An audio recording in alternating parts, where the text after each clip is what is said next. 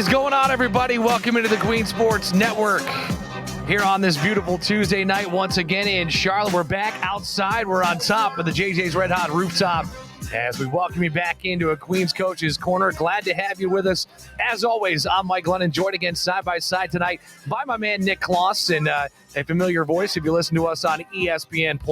If not, well, this might be the first time you get to know him, but hey, he's a good guy. You should. If you're not listening, you should. On ESPN Plus, all Royals sports moving up to the Division I level. So, the broadcasting gets a little nicer. We got some new toys to play with back at Queens now. Yes, we do. Yes, we do.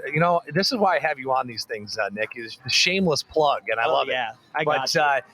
Again, Nick, since the last time you were on this show, of course, you were on here the opening night, if you will, of this show. But since that point, a lot has happened, that's for sure. Of course, you've been alongside for a little bit of that, taking some men's soccer, women's soccer, volleyball games in over these last couple of weeks. And speaking of women's soccer, they wrapped up their season this past Saturday. Now, during that broadcast, we talked about it, hoping maybe somehow, some way things fall into place and they get into the tournament. But just wasn't meant to be here in 2022. But, Nick, you and I talked about this before we came on the air, how vastly different of a team that was from the opening game of 2022 against UNC Wilmington to that final game against Austin Peay. Nia Gaither, as a senior, kind of had that ride off into the sunset with a game winner. But, what was your thoughts on that in terms of the way that team rebounded and just looked at the end of that season? I mean, we talked about it before, and all of Queen Sports pretty much getting put at the bottom of every preseason poll you see. I mean, they basically jumped to a conclusion. But if you look at the first game, you called it, I was there watching. You look at that first game to their last game, and even the later half of the season, the improvement they made was incredible. Yeah. The first game you really noticed, okay, D1, it's the athleticism, it's the speed, it's the general skill level. This is why they're Division I athletes. Yeah. You saw that. And then in the later half of the season, in these ASUN games, you saw them pushing the tempo. They were obviously in just as good, if not better shape than some of those teams. And they were pushing the tempo. They were in the offensive third. I mean, it was just crazy to see how well they did throughout the season, especially when they got to that ASUN schedule, because the ASUN is no cakewalk. These are very good teams. No, absolutely not. And so to see them improve in that way, I'm calling it. Was a great first season at the Division I level for men's and women's soccer, just on that build. Yeah. And they can build on that now for years to come. Well, and Coach Knoll, her number one thing was move that needle with each and every game, and they did just that, got better and better. And you mentioned men's soccer as well. Fell to Florida Gulf Coast this past weekend, so not looking like they're going to make the postseason, but what a year it was for them indeed as well. And for both these teams, and even women's volleyball as well, they still got about 3 or 4 weeks, actually, I'd say about 3 weeks left in the regular season there. But regardless what happens in terms of postseason, man, do they have a lot to hang their hat on, especially with the young core that they have on these teams. A lot of senior talent leaving women's soccer, but there's a lot of them waiting in the wings that are equally as talented and ready to make that next step. So look out for both those teams. Of course, volleyball still has that couple of weeks left. Even though it doesn't look like they're going to make the postseason, like we said, they got a lot of noise to be made in the coming years for that program for sure. You have a couple matches coming up this week, or I should say we both do. You'll be on the call for Lipscomb. I'll be on the call from Austin Peay. So, with women's volleyball, I know it's a newer sport in terms of for you calling it, but it has been a lot of fun, especially at home. They've started to play well over these last couple of weeks. So at the very least, they're playing their best volleyball of the season going into this weekend. Yeah, and like you said, it is. I called my first volleyball game, I think a week ago, maybe 2 now. But first off, if you've never watched volleyball, watch it. It is fun. Yep. Like, I had a great time getting to call that game, and I'm so glad to get more opportunities to do that now. I can literally feel my wife smiling right now listening to this because of the fact that she's a massive volleyball fan and volleyball player, coach, that kind of thing. Well, so, I feel it was a great sport, great atmosphere. The men's lacrosse team was literally following the opposing team behind their bench, which was fantastic to see that support. And a shout out to swimming as well, because they did the exact same thing the day after. So, perfect. Perfect. The sport's great for the Royals, but I mean, they fell short in a couple of those games. They really went on a streak that's been rough. Yeah. I mean, there was a good, I think, 20 sets 20 straight sets. They couldn't get a win. And, that definitely beats down mentally. But I'd say one thing that for them is you don't see that at all. You don't see them get beat down. They are definitely in every single set. And let's talk about for a second how good the ASUN is at volleyball. Yeah. I mean, you have some of these teams they played, went and played SEC opponents, went and played Big Ten opponents, and came away with wins, not just played them, actually beat them. And beat them. And so that's just insane. And then you have a team that's just joining the D1 level, taking on these same teams and who are up against the best of the best in volleyball. And they're putting up a fight. They're losing the first set by 2. And you see them wear down as the sets go on, and maybe that's that difference. But, that initial set, the skill level is not that – it's not that far between the two teams, between the Royals and whoever they may be facing, especially like Jacksonville State, those really good ASUN teams. Well, and I was fortunate to be on the call for that Jacksonville win, which was a 5-set thriller. And – that one thing that Coach Long told me last week was just resiliency and how big that was for her. So, we'll talk more about that later in the program here coming up. Cross Country had their final tune-up this past weekend. We'll talk to Coach Krolik here in a little bit about this Saturday ASUN Championships coming up. A couple of runners really primed to bring home some hardware, I think, coming up this weekend. Letizia Martinelli, two-sport athlete. She's been fantastic, both as a cross-country runner and on the triathlon team. I mean, you want to talk about a freshman that this university is glad to have in the athletic program. She's one of them, that's for sure.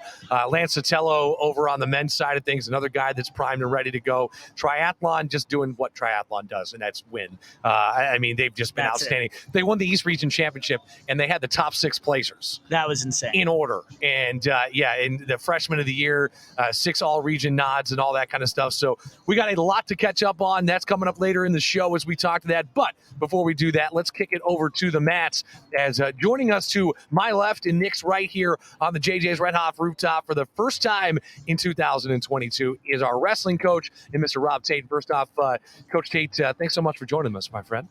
Great to be here, guys. I appreciate it. Yeah, absolutely. And, you were just able to listen to us talk a little bit about what's been going on over these last couple of weeks. I know, you're a huge supporter of Queens Athletics as well. And, just I'd love to get your take on what you've seen this fall and how excited you are, I should say, to get started coming up here in just about a week.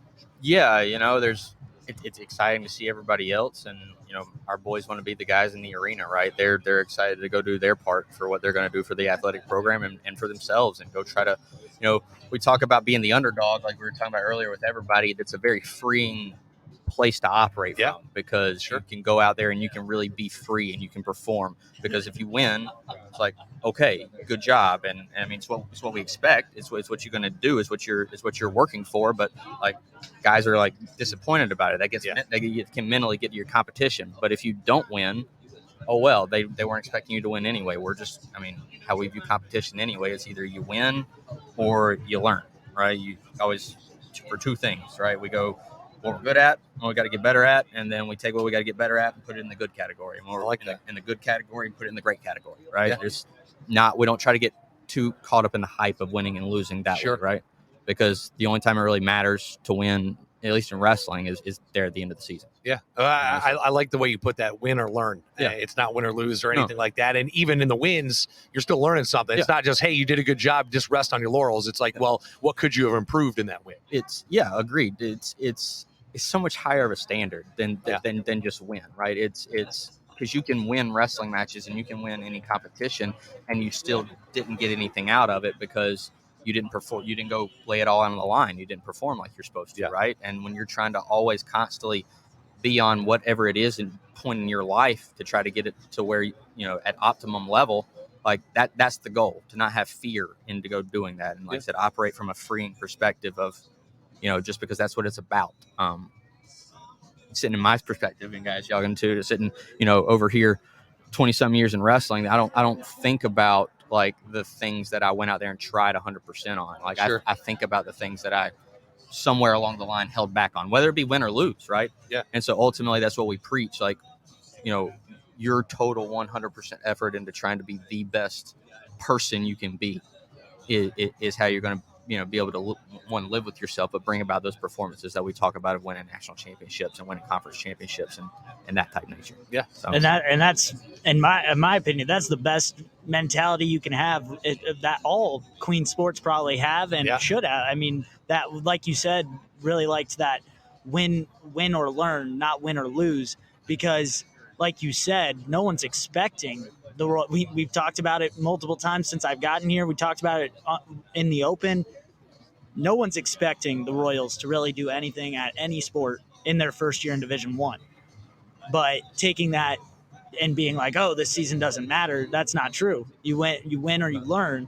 And, those wins feel 10 times better, I can tell you that. From seeing the Royals take down some teams they weren't expected to, they feel 10 times better. And, if you lose, learn from it and get better every day. So it seems like a Queens mentality. Well, and I think the caveat to that is nobody's expecting anything except for the Royals themselves. Yes, exactly. And that's the thing is you have your own standards to live up to, and the culture that you've built here, Rob, and the way things have really transpired over the last couple of years with guys like Noah Carreri and, those kind of guys, first All-American in program history, and just to watch his kind of ascent and how quick it was. Now, don't get me wrong, a lot of that falls into what his work ethic was and how he did it. Yeah, but no doubt. I know, you spent some time in terms of really developing guys and also bringing guys in that have that same mentality of the culture that you want to build for this program.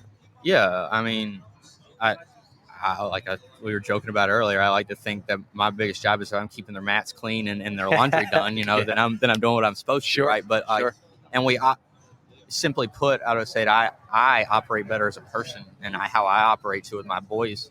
Like it's a very good position for me to be in, that I don't typically have to push anybody. I'm having to pull people back. I like that. And that's what we want. Like no, kid, you need to all right.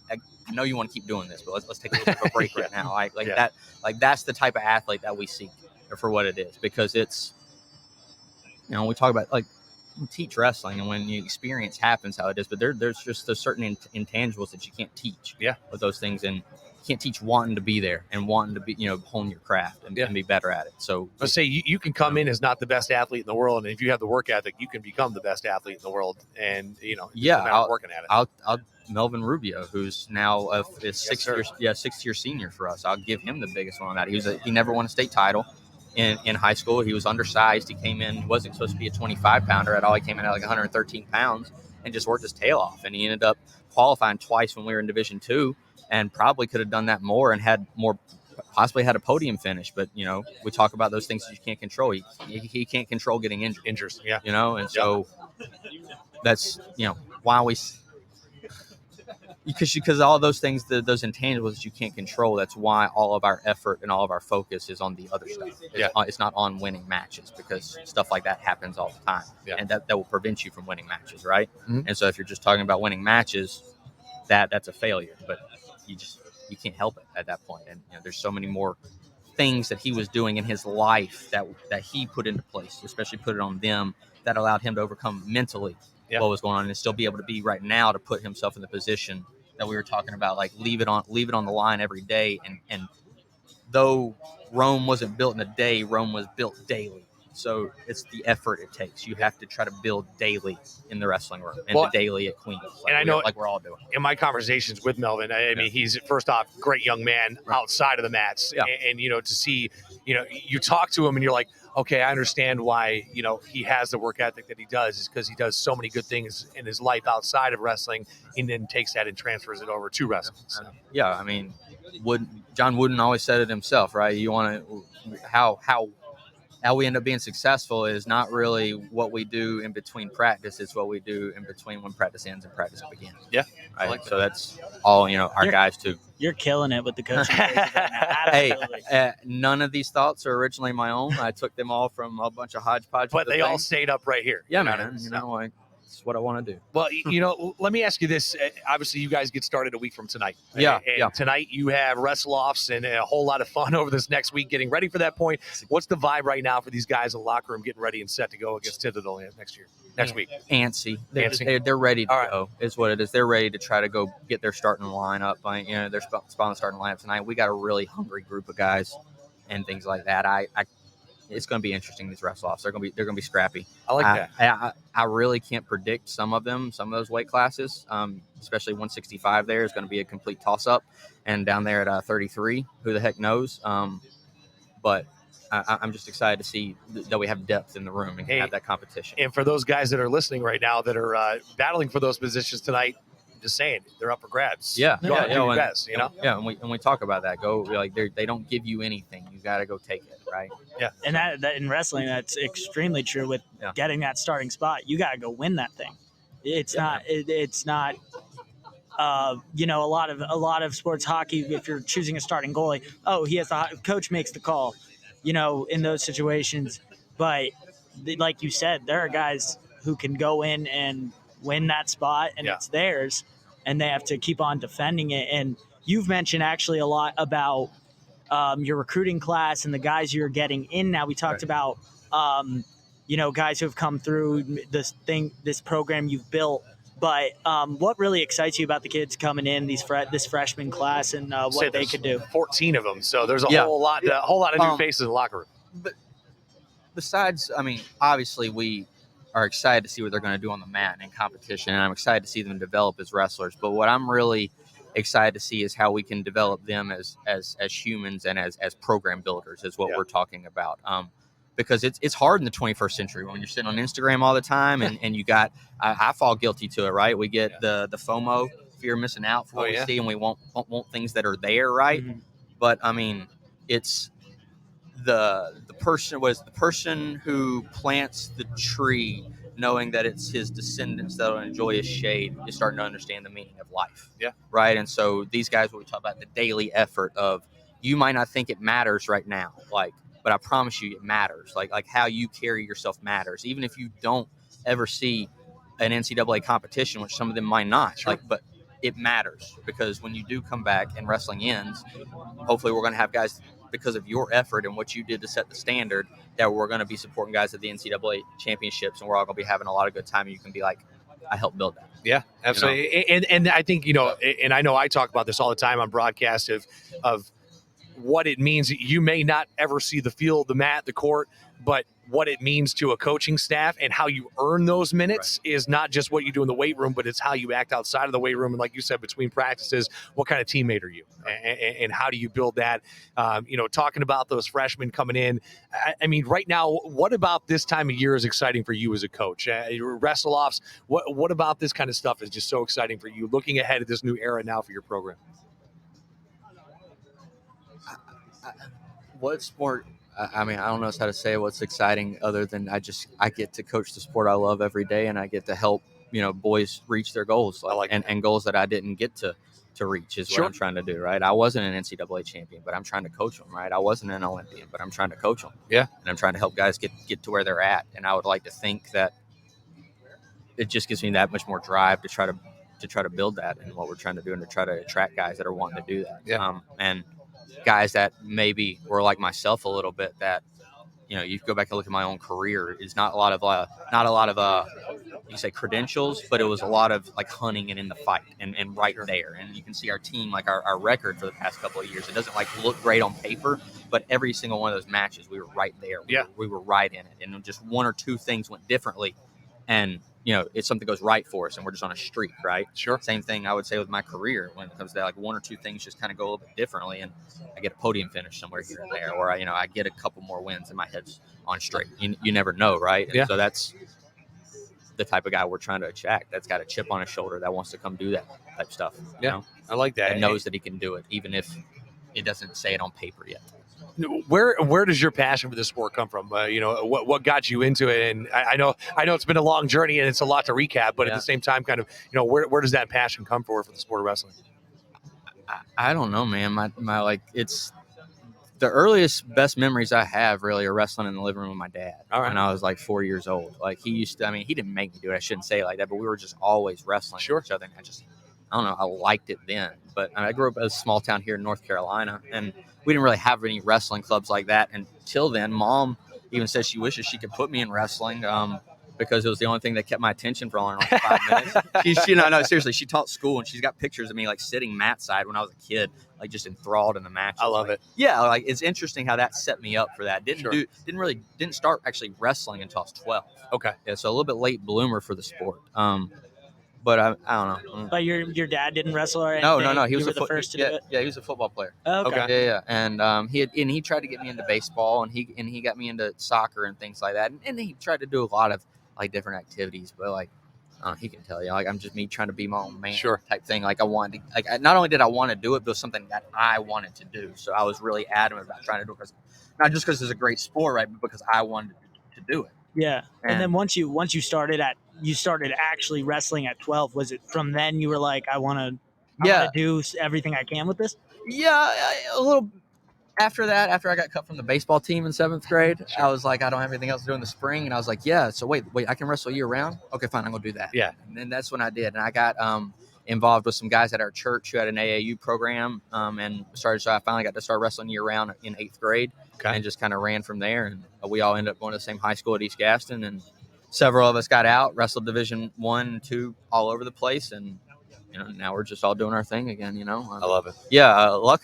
Interesting enough, I guess if we're talking about stats for like North Carolina high school wrestling, that 2003 and 4 East Gaston team I was on eventually had 2 4-time state champions and a Division 1 head coach on it. Wow. So I was, and Trip Rogers, who was on the 2003 team before that, he's coached the state championship team at Huff, and we got Darius Ward, one of his wrestlers. Yeah. So to me, I'm tickled to death to be able to coach guys that my teammates have coached. Yeah, and absolutely. Just like you said, North Carolina wrestling in the big scheme of things is not what you think of Pennsylvania or Iowa wrestling or things like that. But we're up and coming, and we're scrappy, and we're not that bad. Yeah, no, well, and that's the thing. I grew up in the state of New York, and of course, I think basketball, football was really the I guess you can say money sports, if you will. But, right. I got my first taste of seeing how dominant wrestling could be when I moved out to Colorado, and, the caliber of wrestlers that come out of that state. And I was fortunate enough to call for the all-time winningest program in the state's history in Ray High School. Right. And, got to meet the guys like Bob Smith and guys that were key to making that sport what it is in the state of Colorado. Right. And, it really is the culture based around it, and just how many people work so hard day in and day out. And I think the other thing I took for granted was the type of conditioning. When you think about wrestling, you're like, oh, it's just whoever's bigger. Whoever's bigger goes out. It's like, nah, that's not really how that works, because sometimes the bigger you are, the worse off you are in terms of trying to keep that conditioning in. Yeah.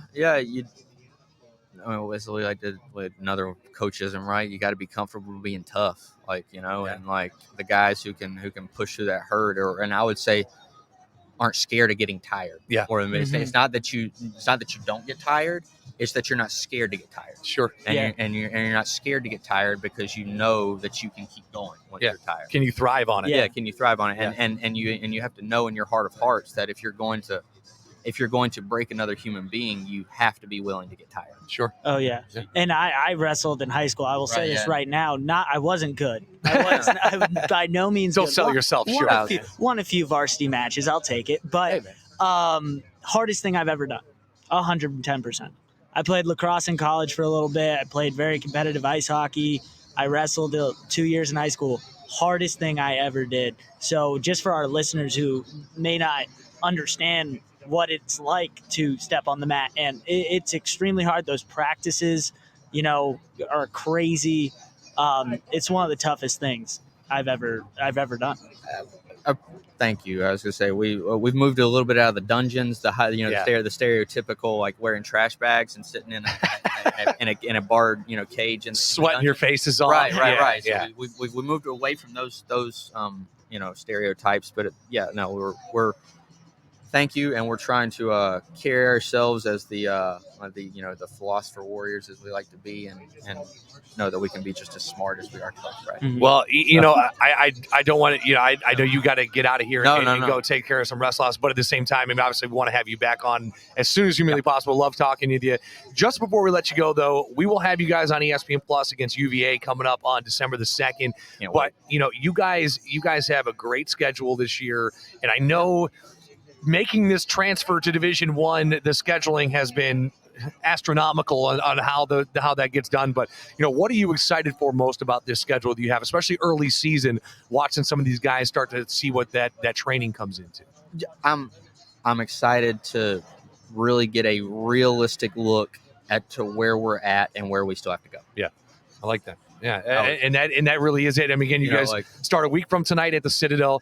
Then you go on to Army West Point, which they always got some big boys and always got competition. They're all those military schools. Yeah. Citadel, West Point, Navy, all of them are tough. Yeah, and then you got the George Mason Quad on the 12th. Of course, we'll catch up with you between now and then. But, Coach, thank you so much, man. I really appreciate you joining us. Always a pleasure to talk to you. We really appreciate it. And if we got any of our followers listening, go ahead and head over to Facebook Live. We're getting ready to start streaming matches. Hey, I love that. Well, best of luck to those wrestlers out there. Best of luck to you, Coach. We'll talk to you here in a couple weeks. Thanks, guys. All right. We'll take a break. When we get back, we'll kick it over to the cross-country course and talk about what cross-country has been up to, as we'll be back right after this here on the Queen's Coaches Corner.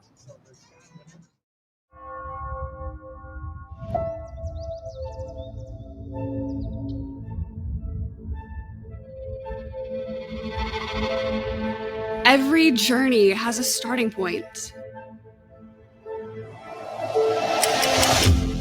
Each student has a moment when talent and passion meet opportunity. At the intersection of challenge and support, self-discovery fuels breakthroughs, and leaders emerge prepared for what's next.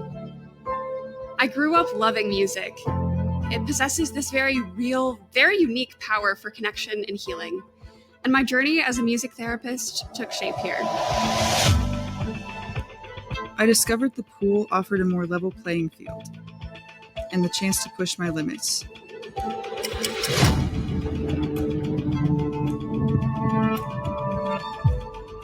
At Queen's, there's so much opportunity, and our potential for greatness accelerates with every step of our collective journey. I've always had a knack for chemistry, and that talent has magnified since I got here, rippling out in new directions.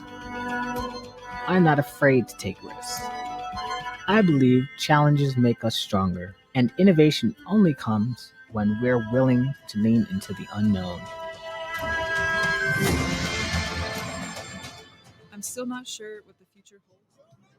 Back here on a busy night at JJ's Redhoff rooftop here on East Boulevard, affectionately known as Queens Boulevard now here in the city of Charlotte, as we welcome you back into the Queens Coaches Corner. As always, I'm Mike Lennon, joined side by side tonight by Nick Kloss, my co-host, and had a great conversation with Coach Rob Tate. Don't forget, this will be out tomorrow on Spotify, Apple Music, Amazon Music. Make sure you like and subscribe to us to get all those notifications on when these episodes come out, if indeed you can't catch us live.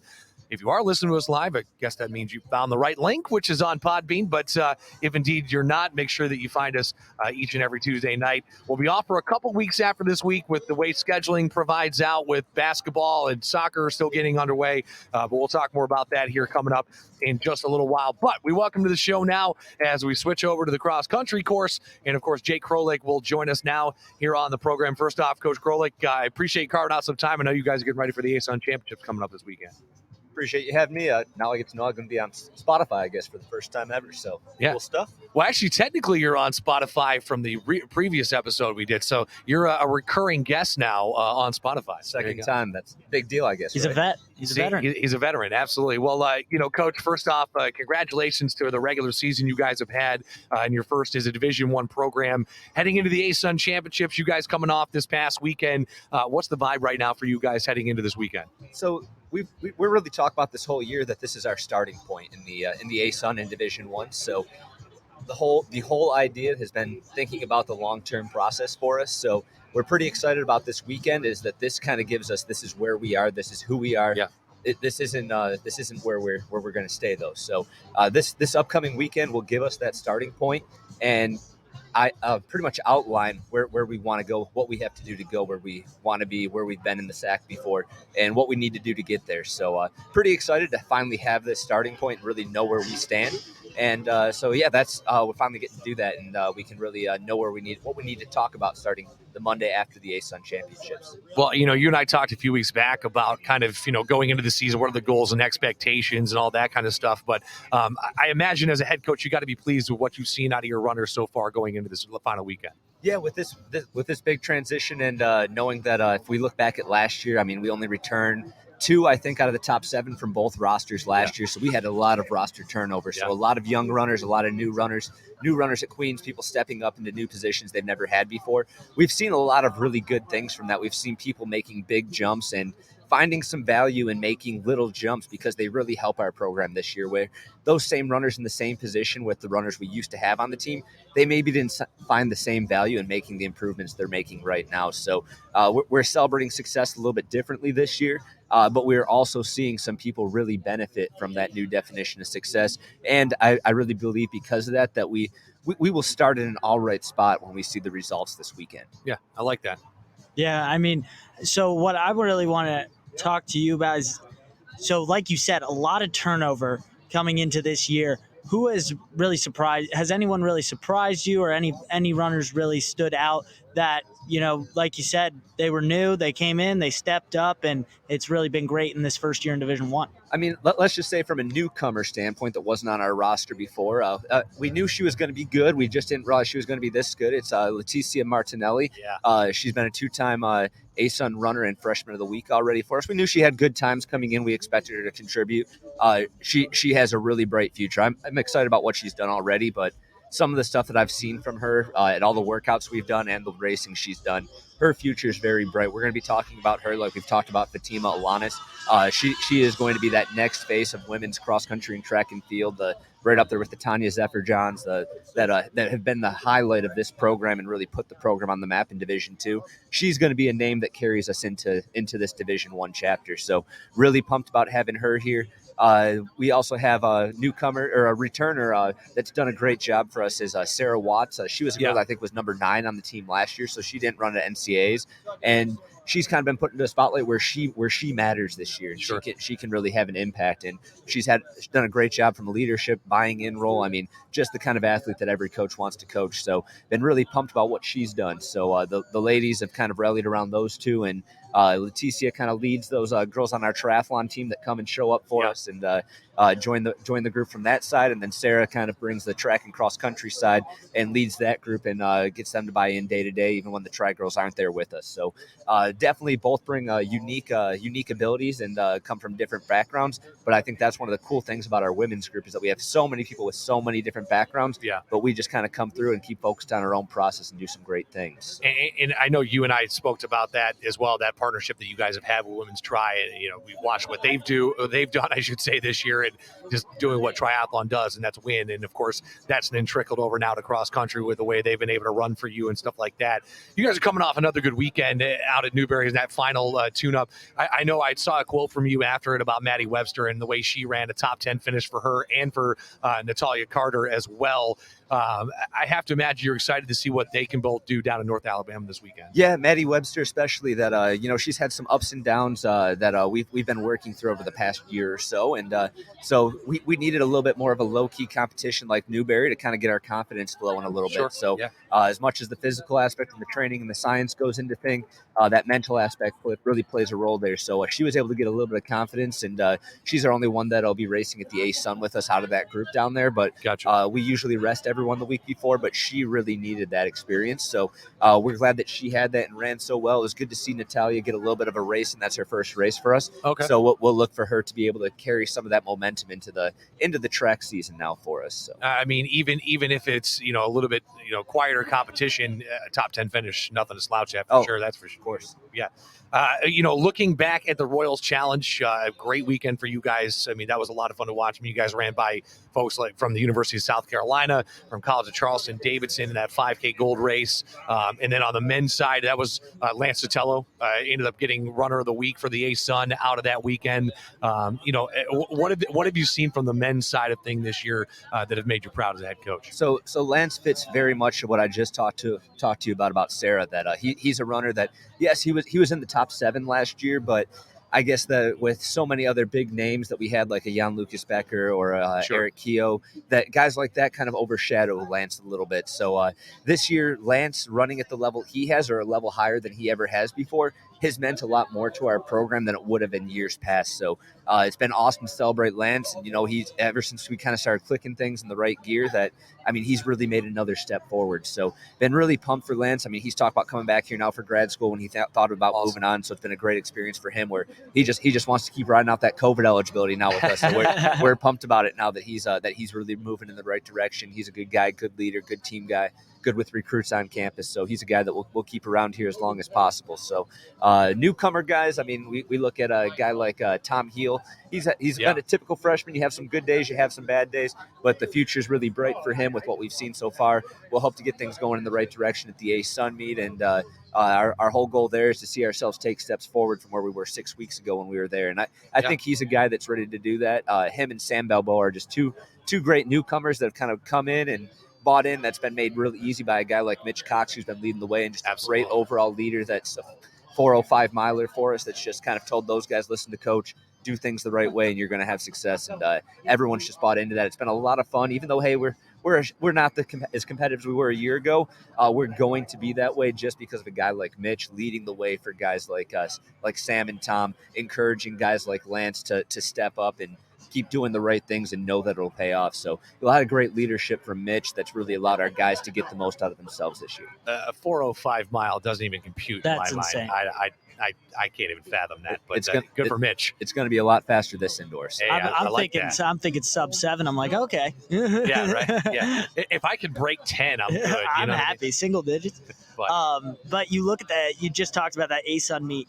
What would you say the mindset, maybe the vibe of your team going into this? How are they feeling? How are they looking at this going into that A-Sun meet? So I already mentioned the one thing that we're going to view this as our starting point within the A-Sun, but one of the great benefits is that we went down to North Alabama and raced on this same exact course 6 weeks ago. So we're all about the process right now and progressing our own individual processes in addition to our team effort as well. So one of the great things about this weekend is that regardless where we finish at, we're going to hopefully be able to find a lot of individual victories and little victories and just seeing we are in a much better place than we were 6 weeks ago. So that's my goal. Hopefully I've been doing my job. We'll find out. I like to believe myself a little bit that we're going to be having some people run 20 to 30 seconds, hopefully, in their races than we did back in September. So we're going to look at that a lot.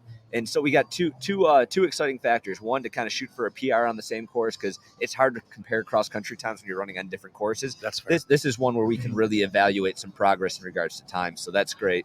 But also we'll get to, like I said, get out there, establish where we are within the A-Sun, kind of know how we stand up against some of these guys, set some goals heading into track season based on how we fare against them.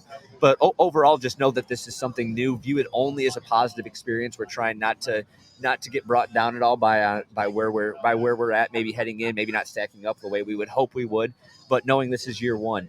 And for a lot of these guys girls on this team, this is year one at Queens as well. Yeah. So they're here for the long haul, and this is only going to be a little bit of a foundational piece to where we are headed. So we're trying to just stay positive, whether it's very competitive, maybe a stretch for some of these athletes that are towing the line.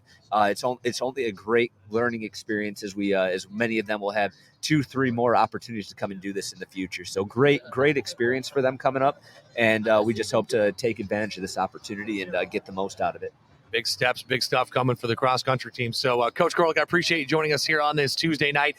Go out and have the best of luck this weekend. We, of course, will be paying attention to you, and hopefully we can catch up with you when you guys get home and maybe, who knows, bring home a little hardware, see who impresses a little bit more. You know what I mean? All right. Hope to be able to send y'all some good news. And I like that. About to go follow this on Spotify. Hey, yeah, exactly. Follow that bad boy on Spotify. All right. All right, folks, we will take another break. When we get back, we will switch gears and dive into the pool and talk to our head coach of our swim team, and Jeff Dugdale. Don't go anywhere. We're back here on the Queen's Coach's Corner right after this. I guess. Thank you. Appreciate it.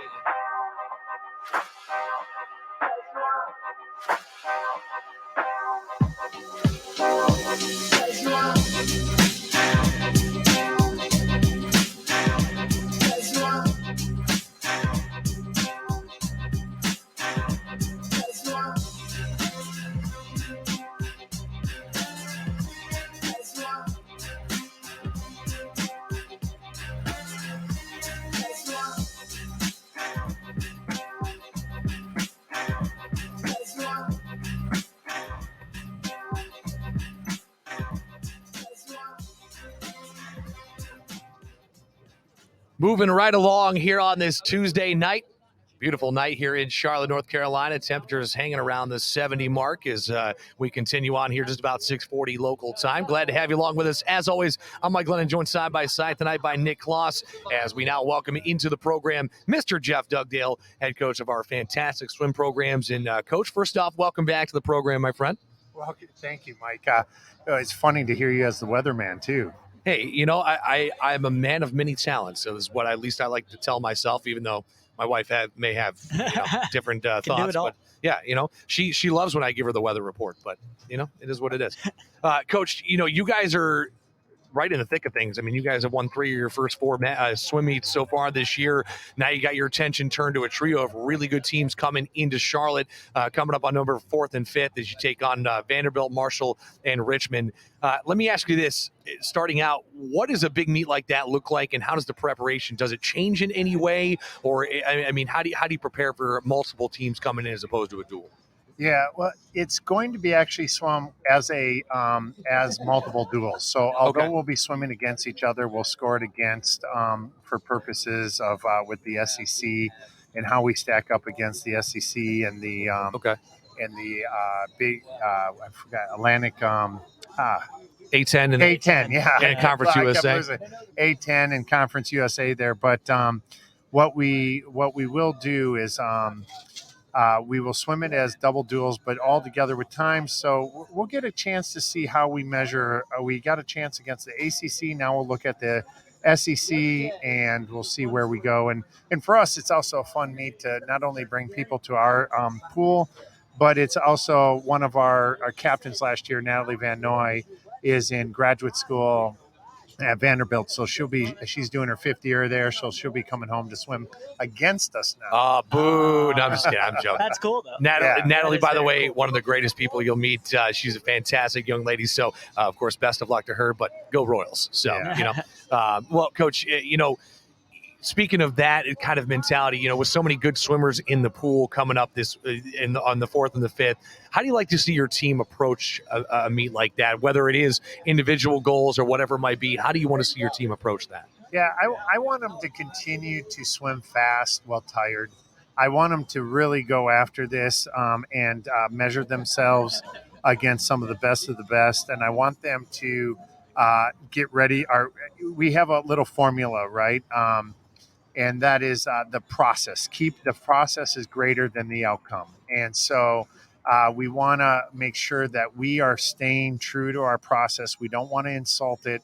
And we're getting ready for the big meets coming up. In fact, on the men's side, we have, I don't want to lose focus, is we have Mache representing his country over at the in Indianapolis at a short course world championships. Wow. And so what happens is that we are keeping true to then swim in the U.S. Open in December and also host our Fall Frenzy, where we should put up some good times and really show the country where we are in our transition to D1.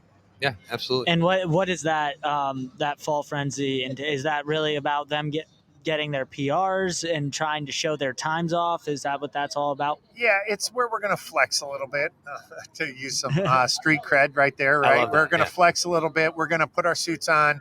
We're going to our not just our suits, but we're going to put our high-tech suits on. We're going to go in and we're not going to rest fully like we will for our conference championship in our end of the year, but we will rest some.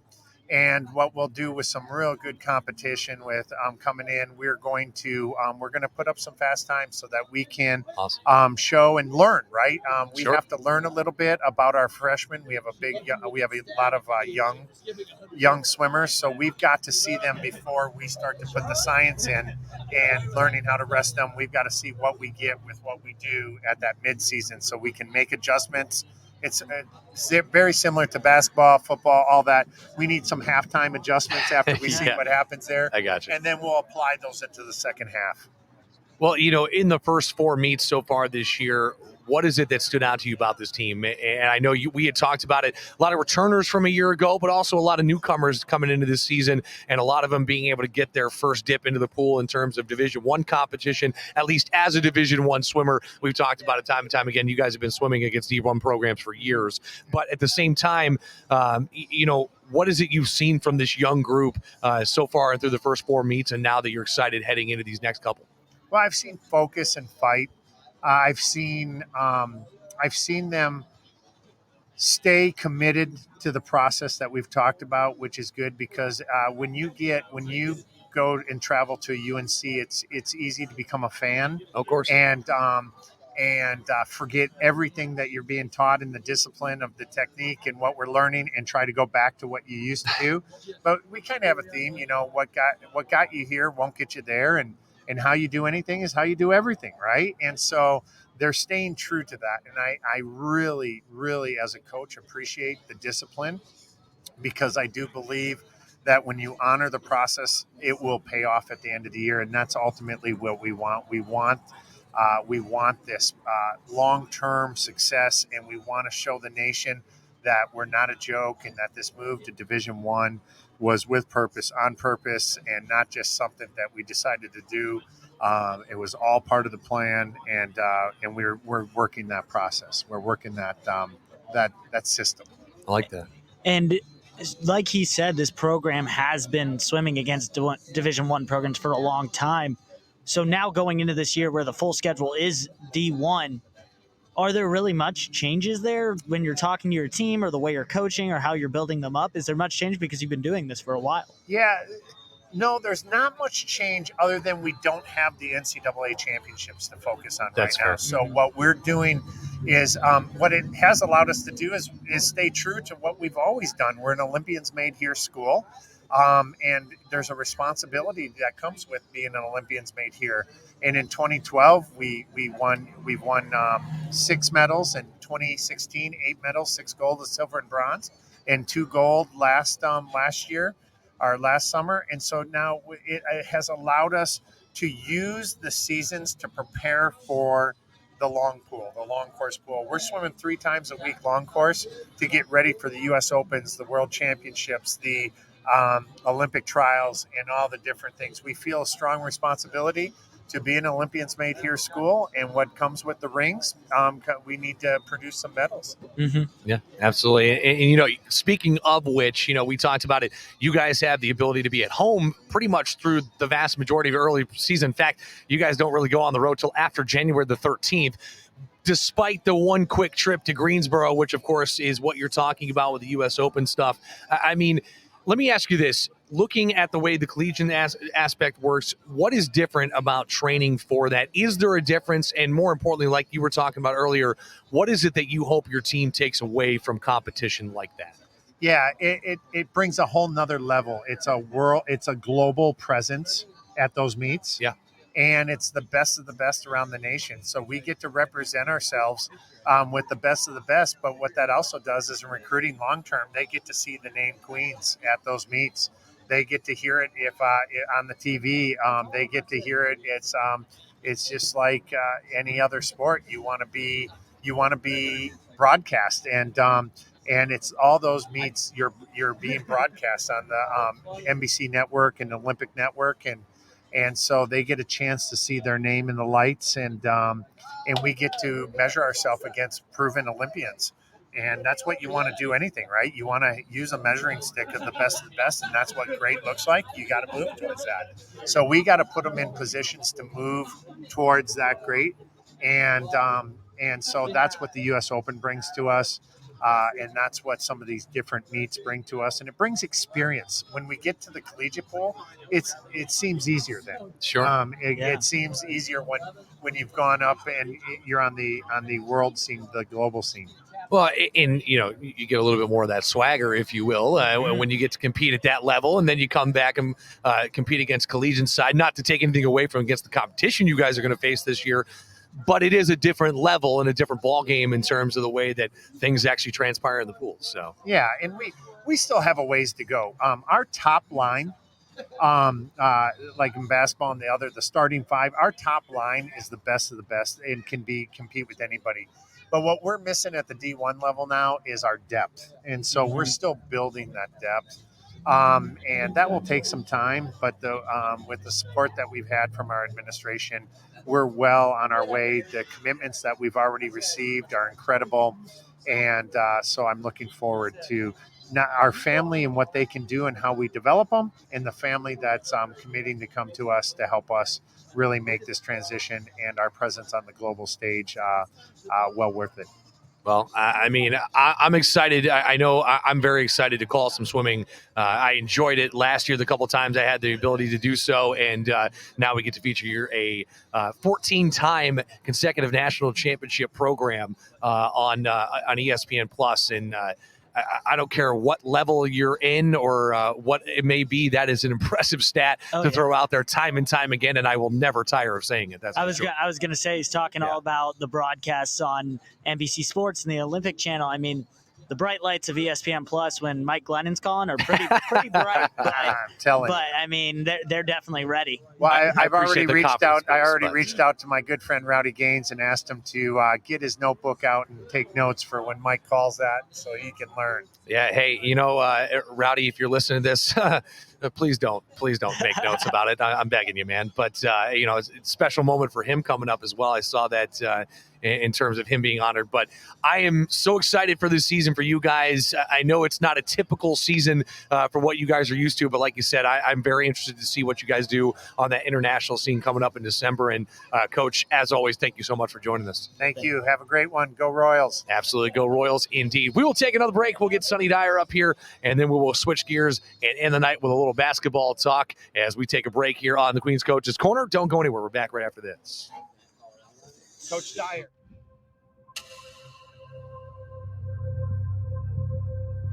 Once royalty carves out its place in history, it becomes an empire. And an empire needs room to grow. People call us an empire. We simply call ourselves Royals. Queens has been committed to excellence in everything we do. Now, we've leveled up. We're faster. We're stronger. We're better than ever. And now, we're ready for a new challenge. Our legacy has expanded. ASUN is now our domain, whether it's away or at home. On the diamond, even when no one is watching. Working, training, coaching. In the moments that define our empire, Royals are Division 1.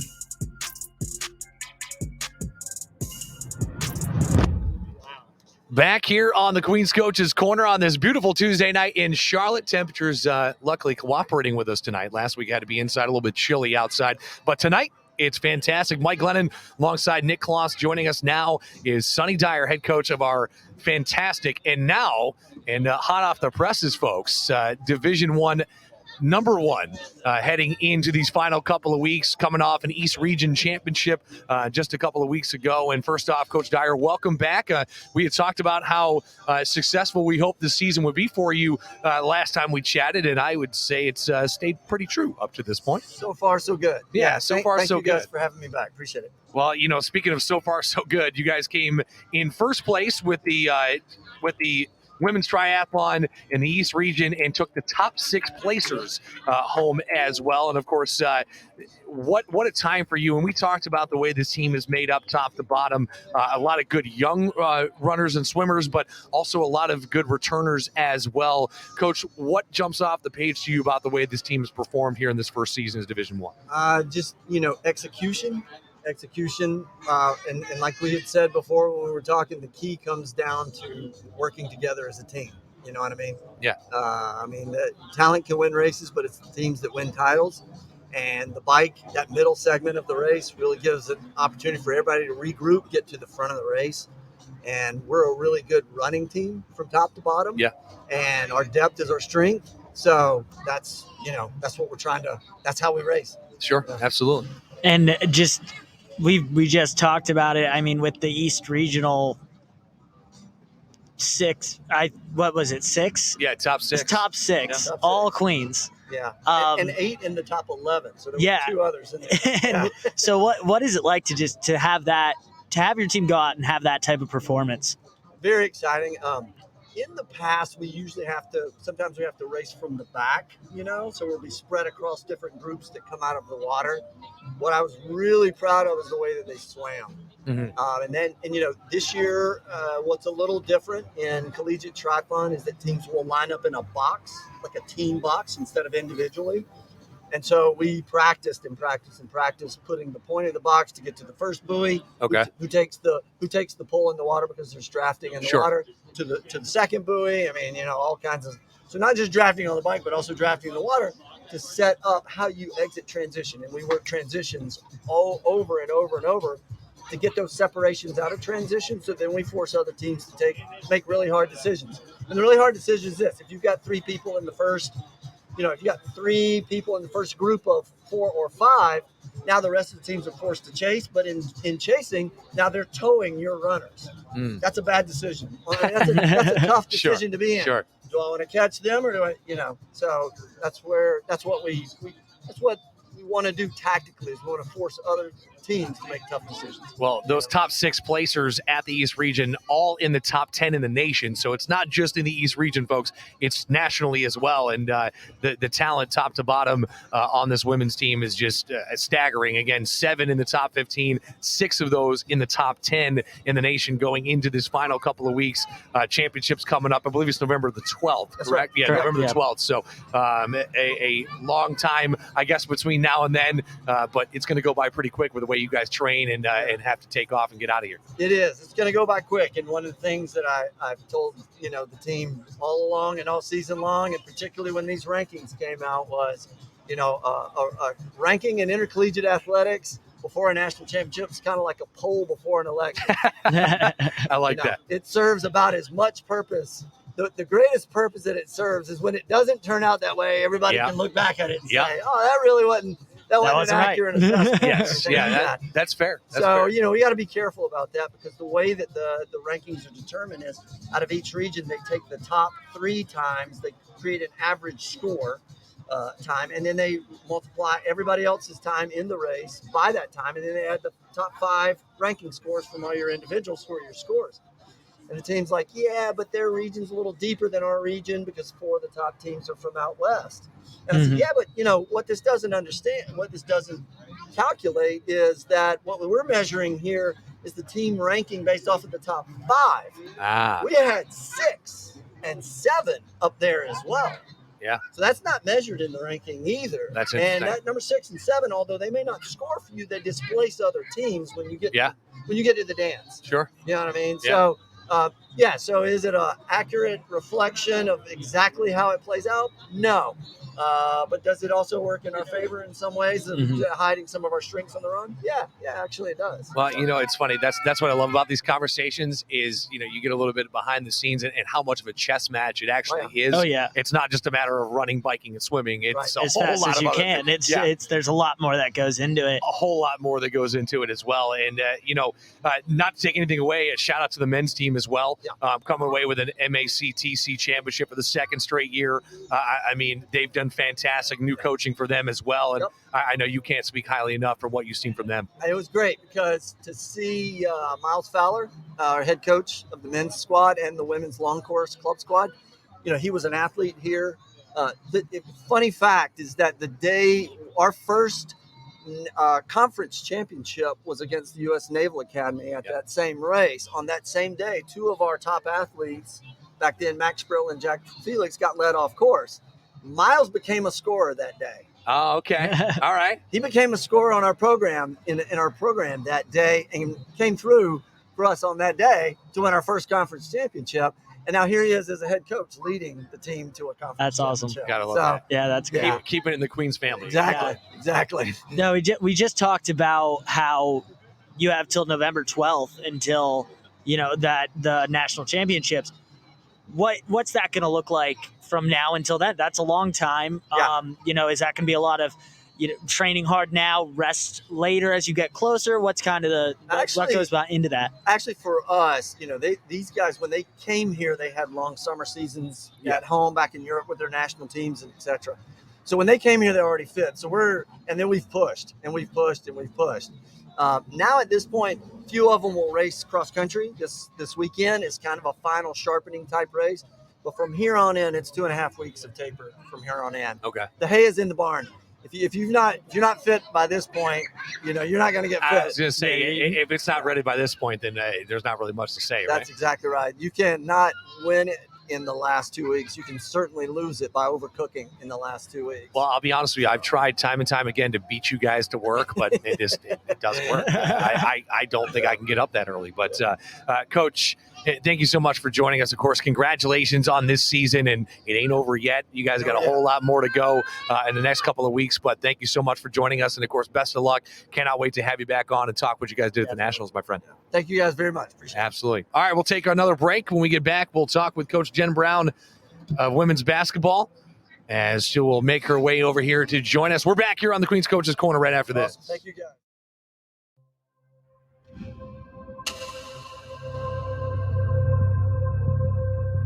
Once royalty carves out its place in history, it becomes an empire. And an empire needs room to grow.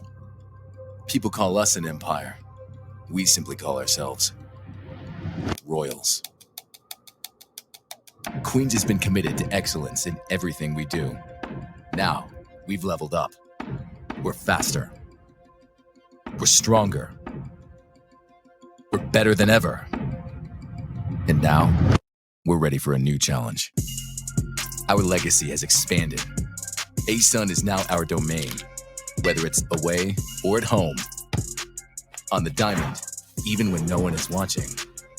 Working, training, coaching. In the moments that define our empire, Royals are Division One.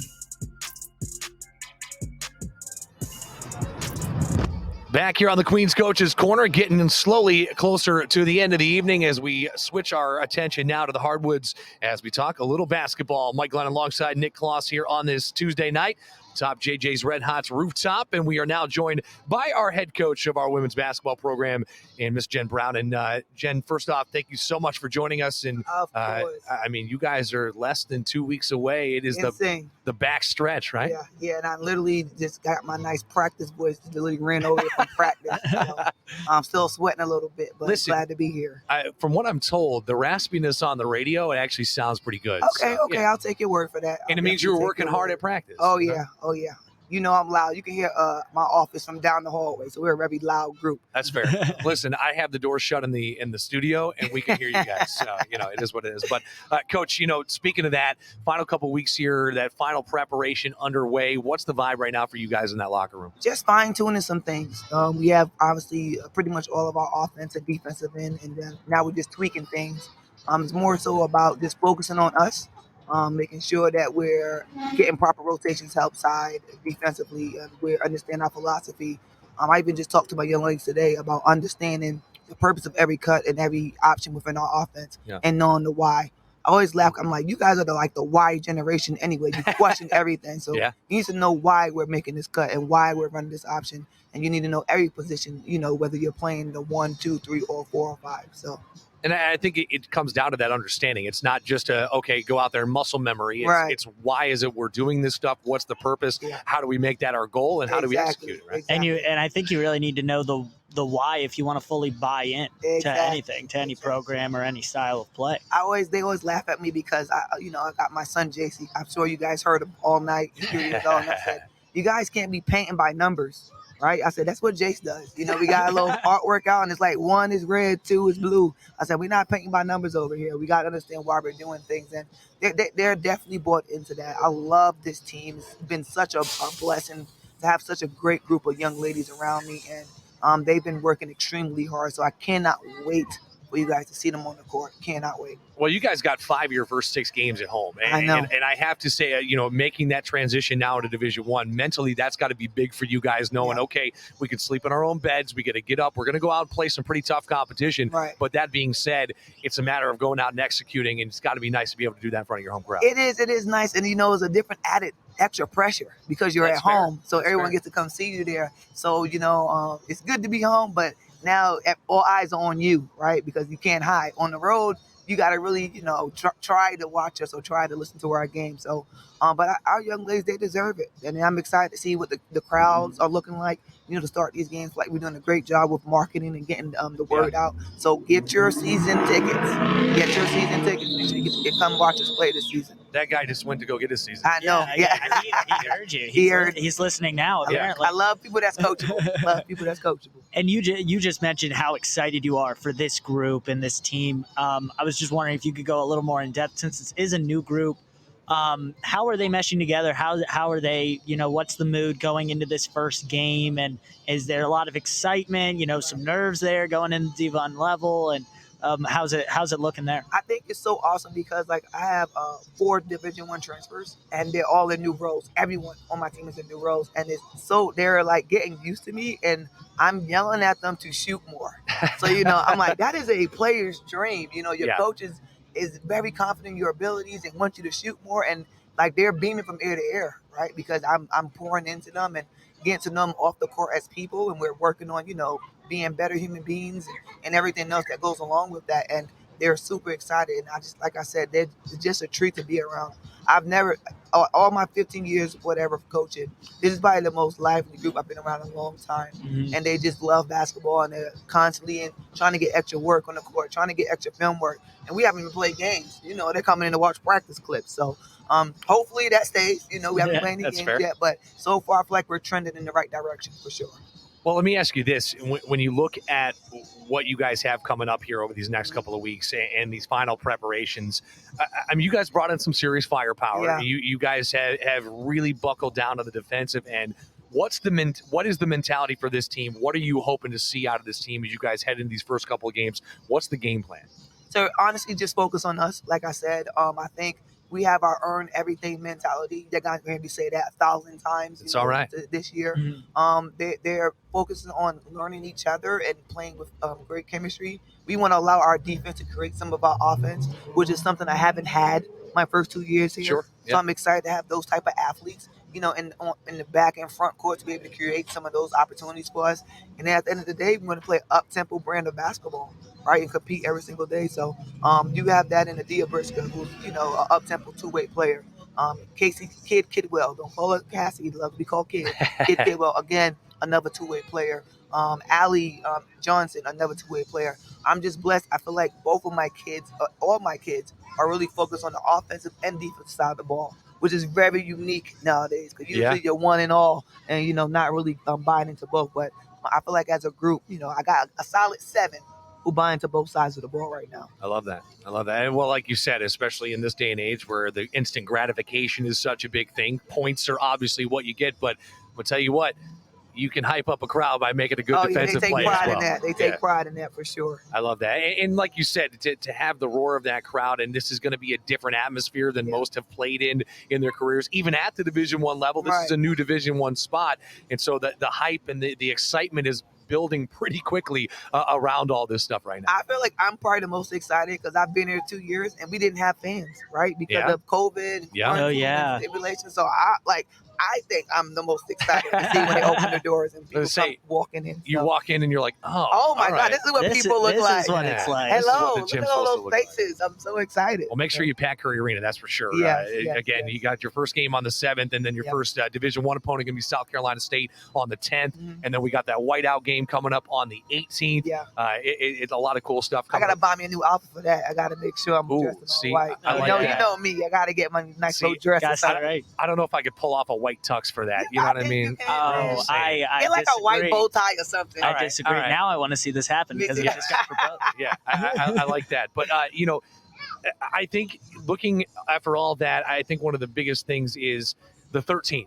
Is a really special day for you because it's the bittersweet, right? I mean, you get to go back to your alma mater where you had such a great career, and now you get to go back as a head coach and bring a team with you. What does that mean to you, and how much are you looking forward to that? It honestly means everything to me. I've been thinking about that day a lot, and I try just to take it one day at a time. But anyone who knows me knows that James Madison University holds a special place in my heart. I had a fantastic student-athlete experience there. And I won a lot of games as a coach there. Won a lot of championships as a coach there. A lot of NCAA tournaments. games as a coach there. So that place have a very special place in my heart. So be able to go back there and kind of see a lot of familiar faces and kind of, be at a home away from home. I cannot wait to do that. And get the W. Oh, I mean, every time we take the court, that's always the plan. So. Tell the Dukes the Royals are coming. You know what I'm saying? And that's got to be just so special too, just to have your team right here at Queens. Yeah. One of their first tests is James Madison is the Duke. Like you get to see how they're going to do against that competition. And same. So the current head coach is Sean O'Regan, and he actually coached me, and he was my mentor. He still is my mentor to this day. So have a lot of respect for what he does there. And they just opened up a brand new shiny arena. I actually went back a few weeks ago to see my former boss Kenny Brooks get inducted to Hall of Fame, and I purposely did not go into the new arena. I want to see it when we go back. Right when you walk in. When I walk in. So Christen it with a road win. Oh yeah. That's the plan. I like that. Well, Coach, you had that whiteout night coming up on the 18th. Mm-hmm. It's a big thing. I make sure I want to plug the season tickets like we have been all night tonight. But heading into that first game, you as a coach, this is kind of a dawn of a new era as you as a head coach, and you pretty much ripped the program down to the studs and rebuilt it going into this year. What's palpitating through your mind right now? Like, what is it about this season that just seems like it's going to be so special for you? Just having a group of, finally feel like I have a roster where we can compete with whoever we take the court with. Yeah. Having bodies. I always say your most important resource as a head coach is student athletes and actually having healthy bodies. So knock on wood, hopefully we can maintain what we have right now. And right now we're 12 deep, which is very unique. And I'm excited for that. And just be able to have rotations and see who can do what in certain situations is very exciting. I like that. Well, Coach, I appreciate you coming out. Of course, get the little one home. But at the same time, could not be more excited. We'll, of course, catch up with you after that first game coming up on the 7th at noon against Pfeiffer. And then again on the 10th, it'll be at 5 o'clock against South Carolina State, first Division I opponent. Make sure you go out, buy those season tickets, buy tickets. If you can't buy season tickets, that's okay. Come out and catch out a game because I'm going to be honest with you, Curry Arena is going to be rocking this year. Cannot wait. Thank you guys so much. I really appreciate all that you do. Absolutely. All right, we'll take our final break. When we get back, we'll talk to Coach Grant Leonard here right after the break on the Queen's Coaches Corner. Don't go anywhere.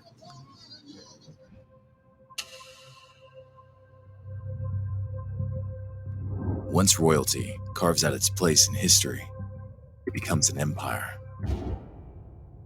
And an empire needs room to grow. People call us an empire. We simply call ourselves Royals. Queens has been committed to excellence in everything we do. Now, we've leveled up. We're faster. We're stronger. We're better than ever. And now, we're ready for a new challenge. Our legacy has expanded. ASUN is now our domain, whether it's away or at home. On the diamond, even when no one is watching. Working, training, coaching. In the moments that define our empire, Royals are Division I. Back here on the Queen's Coaches Corner as we take that final turn here on the night. Here on this beautiful night in Charlotte, we now welcome into the program Mr. Grant Leonard, head coach of our men's basketball program. And Coach, first off, welcome back. Less than 2 weeks away from tip-off. An exciting time for you, I'm sure. Excited to be here and excited to tip off. Hey, listen, we were just talking to Coach Brown about that. I feel like you get to a certain point where all right, you know what? Enough with the wait. Let's just get out there and play and let's see what happens. Yeah, we're fortunate, in Division I, they allow you 2 scrimmages to kind of prep for it, do an exhibition game, the two times against outside competition before your first game. And so we're in that stretch now, and our guys have finally gotten to play another team. And so they're really excited, to shake the rust off one more time before we get open versus Marshall. Yeah, absolutely. And just to play off something Coach Brown was just talking about, of course, this will be her first experience seeing a packed Curry Arena. But, you've been here, you've coached a lot of games in a really cool atmosphere that is Curry Arena. What are you most excited for in terms of getting that atmosphere back now that we've taken this turn in the new era? We won a lot of games in 2 years without any fans, but to be honest, it's hard on our guys because there's no one there to extend their runs, to really accentuate when we're playing really well. Their team calls timeout, and it's really hard on the other team. That just didn't happen for 2 years. Sure. So it's going to be awesome to have that support behind our guys as they're executing and playing exceptional basketball, that those fans will really bring it to another level. Yeah, absolutely. And I feel like for those guys in the court, and now granted, as someone who's never played on the court and experienced that, but have had the fortune of sitting courtside and experiencing that a lot, I imagine that just puts them on a whole other level in terms of just amped up and ready to go. And like you said, want to perform for the folks that came out and really spent the time to come out and watch them play. Yeah, and our guys play an exciting brand of basketball too. Yeah. You know, they stick a lot of threes. We're athletic, so we get up and down the floor. There's a lot of possessions. There's dunks, and our guys play really, really hard defensively. So the fans really get into the game too. So it just makes the brand of basketball that much more fun to watch. Yeah. Yeah, and looking at the schedule and, this overall season, but I watched one of the ASUN previews, and we've talked a lot about, me and Mike have talked a lot about, for every sport really, Queens at the bottom of every poll. That's just how it's always been, and everything, all of those polls are just jumping to conclusions of Queens is at the bottom. And I don't know if you guys have talked about this previously, but you guys having the polls posted so you can see them and remember them and make sure you never forget where they put you. In that, you guys are doing that in your locker room and everything? Yeah, we every single time a poll comes out, we laminate it and throw it up there. And love it. The laminating is a great touch. I love that. A great touch. All I can say is buyer beware of those things, because our guys, and look, we have to earn everything. Everything in our program's earned every single day.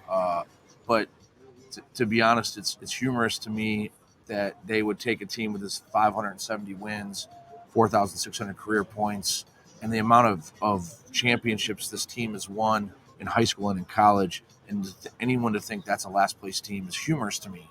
And I appreciate the motivation, though, because our guys are going to have a huge chip on their shoulder. I was going to say, Definitely. yeah, that chip on the shoulder is going to be fun to watch them take it off. That's for sure. Let's take a look at that Thundering Herd game that you got coming up, 7 p.m. tip-off on Monday, November the 7th. Whiteout game. Get your tickets. Get your season tickets. It is going to be an absolute show this year. But that being said, a team that went to the second round of the Conference USA tournament last year, bringing back their top scorer who averaged over 19 a game, but you guys are such a defensive-minded team. Don't get me wrong. You have the good shooters. You have the good offensive side, but defense is really where you guys hang your hats. I know. How do you think you match up defensively against this Marshall program? Well, first we're going to find out, aren't we? Yeah, that's fair. That's fair. Their head coach, Dan D'Antoni, does an unbelievable job of running a dynamic NBA-style offense. They're going to set a ton of ball screens, a ton of quick-hitting, progressive actions that our guys are going to have to be on their toes at all times. Can't make errors. Technically speaking, guarding those ball screens, they're going to have to be perfect multiple times in a possession, and they're going to test you. They're going to test your chin every possession. And our guys have been up for the challenge before, but they're going to have to really be ramped up for this one. I would say it seems like a team, and I've only seen a little bit of them, but it seems like a team that they are a very good half-court team in terms of taking up some time out of that 35-second shot clock. And like you said, it may not happen on the first or second ball screen, but they're going to set 3, 4, 5 to be able to try to, take you out of your game and, of course, more or less lull you to sleep on the defensive end. Yeah, and their bigs are going to roll and put pressure on the rim. They always try and have 5 guys out there that can shoot threes, and they're going to shoot a lot of them.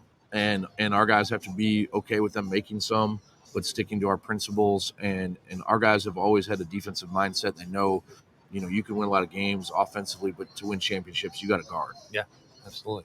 And we won't look too deep in the schedule. We just talked about Marshall. You're getting ready for that opening game. But you look in November, you guys are heading to Jamaica and have that tournament, the Jersey Mike's Jamaica Classic. What is that?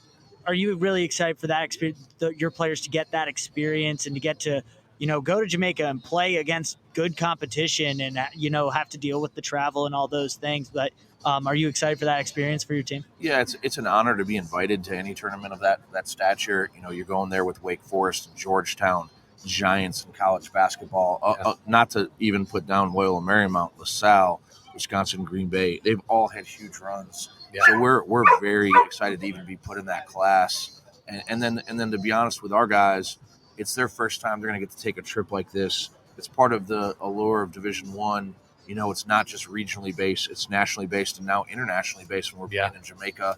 And so it's part of the reason why our school decided to make this move is because it brings brighter lights on what we do, and our guys are excited to be there. Well, just to touch back on the Marshall game, this is also a team, like you said, they're going to shoot a lot of threes. Didn't necessarily hit them at the clip they wanted to last year, shot 30% from beyond the arc, gave up 35%. How do you as a team, though, defensively try to push them down inside the arc and make it a 2-point game if you can? I don't know that we do. All right, that's fair. And what we're going to do is we'll really dissect as we get closer who we want to take the shots where, how we think we can execute getting them to take those shots. But to be honest with you, they're a good offensive team. They really are. Yeah. And we're going to have to, really try and, I guess, hurry their tempo, make those shots rushed. Mm-hmm. But we, as a defense, we don't ever want to give up stuff at the rim. That's fair. It's death. Yeah, absolutely. And, you look at what they were able to do in terms of shot blocking last year, good team underneath, but at the same time, I mean, you guys were a pretty darn good team underneath as well. And a team that I think for you guys, the one thing that always stood out to me is how athletic you are from top to bottom. It's not, you don't necessarily just have big guys that just camp in the lane. You can spread the floor with all 5 guys out there, and I know it's nothing different this year. Yeah, I mean, we always want guys that are athletic, long, and dribble, pass, and shoot to play every position, and we'll recruit every guy that's like that comes from a championship-winning culture, and that's what we look for in guys is young men with character, but that can have those attributes. Yeah, absolutely. Well, you talked about these last couple of weeks. I know it's going to be fast and furious because Monday the 7th is going to be here before we know it. But that being said, what does these last couple of weeks of preparation look like for you guys in terms of just getting set for that first tip-off of the season? Now we're in the point where we're really detail-orientated. We really want to not just execute, but execute at an elite level. We're starting to clean up. We have a lot of our system in, and now we're starting to clean it up and make sure that we're doing it right every single time. Yeah. And that's what we're really looking for is guys that are taking that next step every single day to make sure that we take the errors and make them very minimal. Yeah, absolutely. Well, Coach, I appreciate you joining us. I know you just got out of practice and came right over to have a chat with us, but these next couple of weeks are going to go by quick, and I am more than excited to be sitting courtside watching you guys tip off against Marshall on Monday the 7th. What do you want to say to the fans before we let you go for tonight? Well, I think I said it last time, but it's the arena is going to be rocking.